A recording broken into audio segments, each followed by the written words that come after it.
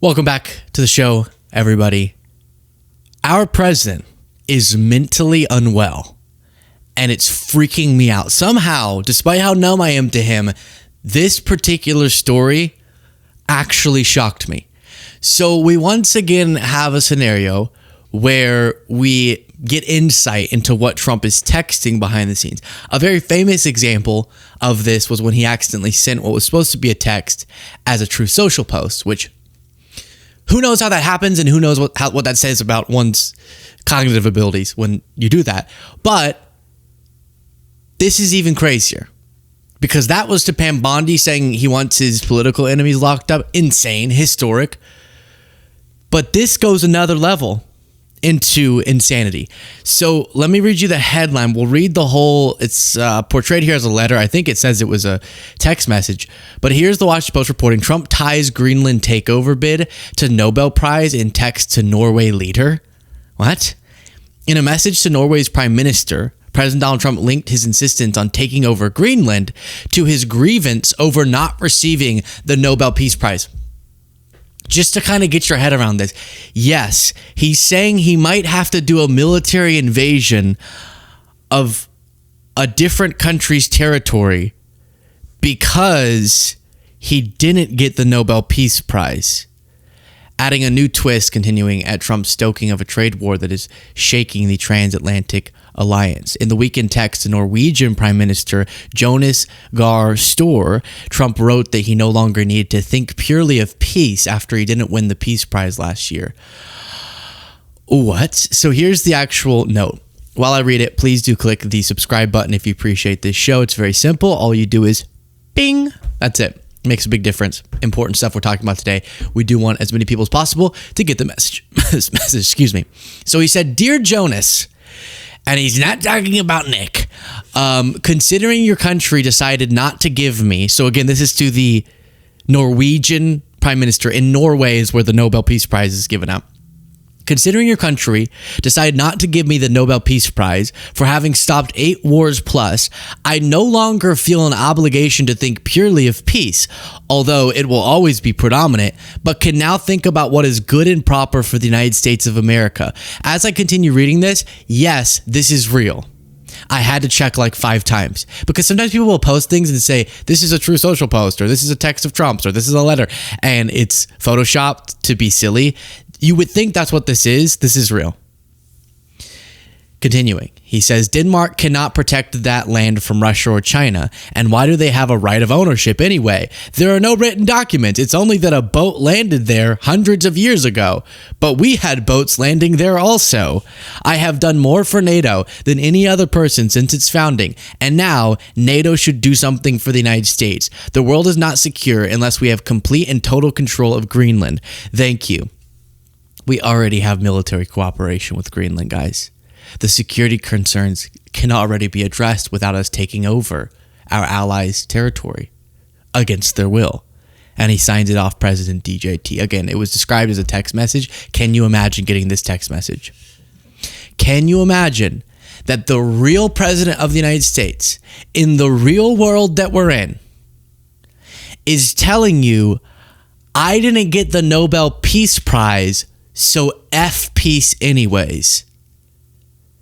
And then think about this for all of the people, oh my gosh, who told me in debates whenever I would debunk a particular, okay, I remember one in particular, okay? I won't name the person. Good guy, actually, I think. It was a fine conversation. But he said, okay, true, Trump failed on peace with Ukraine. And I said, well, doesn't that make you doubt his strategy when he was running the entire 2024 campaign saying he was going to end Russia's invasion of Ukraine in 24 hours. And the only reason it hadn't already been ended was because Biden was incompetent and Biden was a warmonger. And really, if you just call Putin, you say, what do you say, Cole? You gotta settle. You gotta settle. Then he'll stop. And if you call Zelensky and say, you gotta settle, then it'll stop. And then Trump will get to make this noise in joy. Yeah. And it didn't work. And he spent years telling us the only reason the war hadn't ended was because of Biden's ambition for it to continue. Well, I right? was being a little bit sarcastic when I said that. And so in this debate or conversation I was having with someone, I said, wait. What if a bomb drops on your head right now? Delayed aid. Y'all don't know the mental exercise it is to continue speaking while Cole's doing this to me. He delayed aid. He worsened the conditions. He emboldened Russia. Isn't that then something you blame him for as opposed to giving him credit for trying? Because that's what the guy was saying to me. Well, I at least like that Trump was trying. So was Biden. It just wasn't through bending the knee and getting on his knees for Putin. Right? So the argument we were having was, should you credit Trump with at least having a heart that wants peace when all these other people don't? And my discussion of Russia's invasion of Ukraine was to illustrate that no, actually his misunderstanding of this as just not being friendly enough with Putin being the problem is causing worse conditions. Thus, I don't really care where you think his heart is. The outcomes are what I care about, and they weren't in the interest of peace coming more quickly.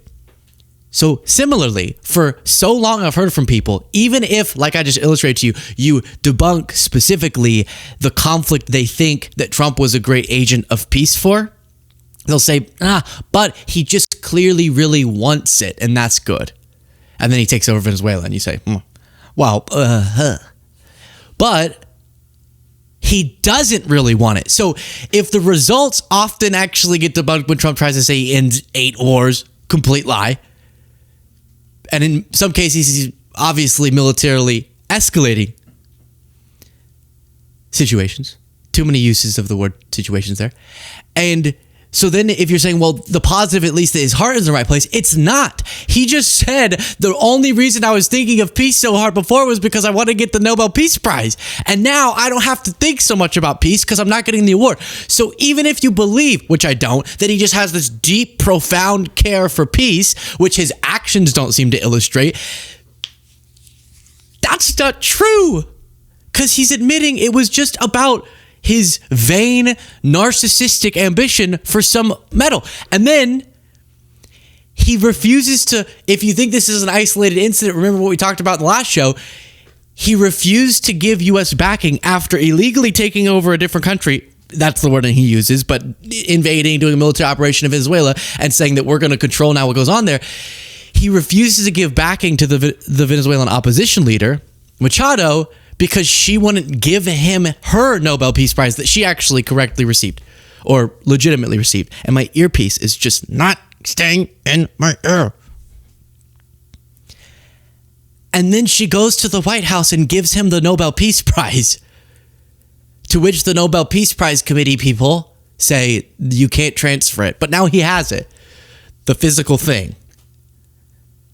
And so all of this is one of the most profound and terrifying, chilling exemplifications of what Trump cares about. And it's one thing.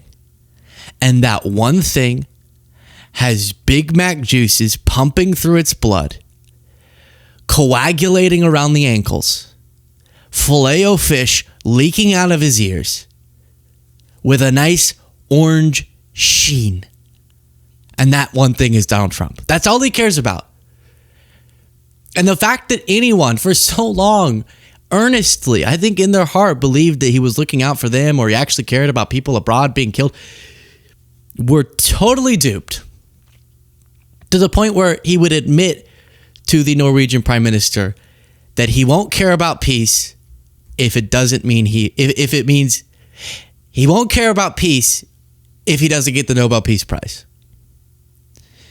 And by the way, I kind of think this is all about how much he just wishes he was Obama. Because, you know, Obama got the Nobel Peace Prize and he actually got it. He didn't use his military to force an opposition leader into giving it to him. He actually got it. And Trump, I think Obama in a lot of ways just kind of broke Trump weirdly. And some people think he even ran for president because Obama mocked him at that correspondence dinner. This all might just be he has the craziest, most globally catastrophic boy crush on Obama. You're my daddy. I think he just wants to be Obama. Yeah. We have a truly The biggest load that we've seen. Unprecedented ability to sexualize any topic. Thank you. Thank you. And Cole's definitely in a mood today. We can tell where that's going. So Please come, President Trump. They're begging us to come. now we check in on our allies are all condemning Trump for these threats. And he's tariffing countries who oppose his Greenland takeover.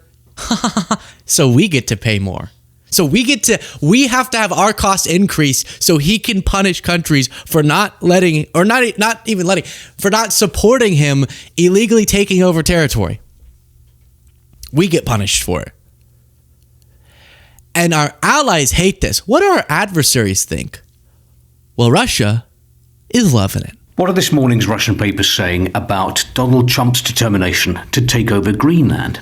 Well, the headline in Moskovsky Komsomolets refers to him as the mad chief doctor of the asylum. Last week brought a good joke. For decades, Denmark, as part of NATO, had been expecting Russia to attack it. But the attack has come from NATO.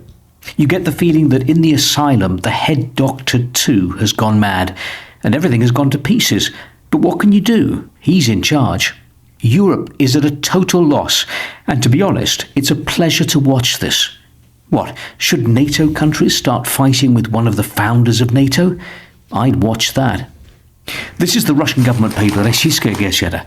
Quite an extraordinary article on Greenland. I'm going to quote it at length because I think it tells us a lot about Moscow's position on this.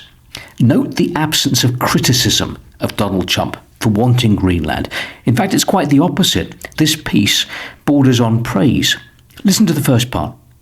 If Trump achieves the annexation of Greenland by July the 4th, 2026, when America celebrates the 250th anniversary of the Declaration of Independence, he will undoubtedly become one of the historical figures to assert the greatness of the United States. With Greenland, the United States will become the second largest country in the world after Russia, surpassing Canada in area. So you see the tone? The tone is, they thought Russia was going to attack, but instead it's coming from inside the house, inside the NATO house, and they love it. This is Russia. This is the Kremlin when they see Trump ripping apart our alliances for his own vanity. Yeah. I thought Cole was going to hit it there. So he'll hit it. I love minors. Okay. So yes, they very much love it. And that is pretty chilling for sure. Some people, by the way, are saying 25th Amendment with how unhinged Trump is. That's not going to happen with the list that he has in his cabinet. But what a great day, isn't it? Our president is completely off the rails. And my earpiece won't work. It's just great. You know, things are good. And my wonderful producer is sabotaging me with the soundboard. No, I'm kidding. I love it. I don't love the earpiece thing, though. Okay, moving forward.